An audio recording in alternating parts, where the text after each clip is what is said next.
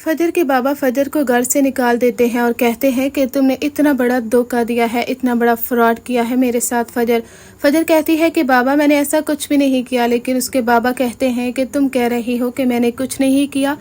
क्या फजर तुम जानती भी हो कि दुश्मन के बेटे को पनाह देना और वहाँ पर उसका ख्याल रखना, उसे ज़िंदगी की एक नई उम्मीद दिलाना और फिर अपने बाप के सामने लाकर खड़ा कर देना, ये गुनाह नहीं तो और क्या है। फजर कहती है कि बाबा ये मैंने कोई गुनाह नहीं किया, आप मेरे हाथों को खून से रंगना चाह रहे थे। मैं एक डॉक्टर होकर अपने पेशेंट को कैसे जान से मार सकती हूँ। और आप ये भी सोचिए कि अब मैं सारी ज़िंदगी इसी रिग्रेट में रहती कि मैंने शेर को जान से मार दिया है। बात दुश्मन की नहीं है बाबा, बात पेशेंट की है। वो मेरा मरीज़ था और मेरा ये हक बनता था कि मैं उसे प्रोटेक्ट करूँ, ना कि मैं उसे जान से ही मार डालूँ।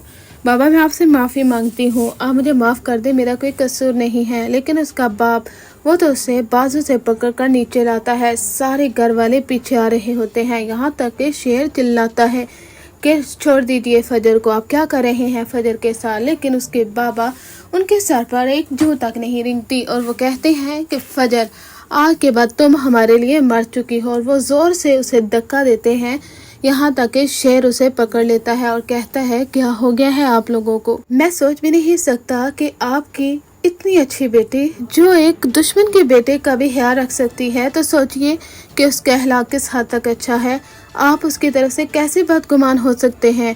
लगता है कि कुछ लोगों की बातें हैं जिन्होंने आपको कमज़ोर कर दिया है, जो आपको अपनी बेटी की मोहब्बत नज़र नहीं आ रही। उसके बाबा कहते हैं कि फजर हमारे लिए मर चुकी है, इसीलिए दोबारा कभी भी यहाँ पर कदम मत रखना। जो वो फजर को निकाल देते हैं तो उसकी वालदा जो फजर की है वो काफ़ी ज़्यादा रोती हैं कि उनकी बेटी को निकाल दिया गया है। फजर अपनी वालदा की तरफ भी देखती है, लेकिन उसके जो बाबा हैं दरवाज़ा बंद कर देते हैं।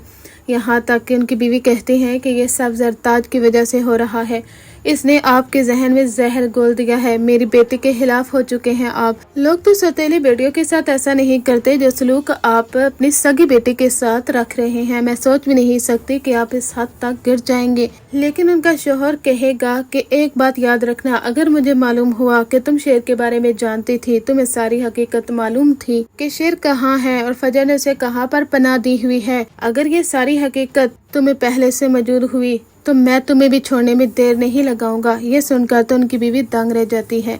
जरताज कहती है कि इन लोगों के साथ ऐसा ही होना चाहिए, इन माँ बेटी की वजह से हम अपने ही दुश्मनों के सामने गिर चुके हैं। क्या ये हमारी इज्जत रह गई है कि हम दुश्मन के बेटे को पनाह देते रहे। वो दुश्मन का बेटा आज हमारे घर आकर हमारे साथ सुलह की बात कर रहा है, हम शर्म से मर क्यों नहीं गए। तुम अपनी बेटी को कभी माफ मत करना, अगर तुमने माफ कर दिया तो मैं अपनी जान ले लूंगी।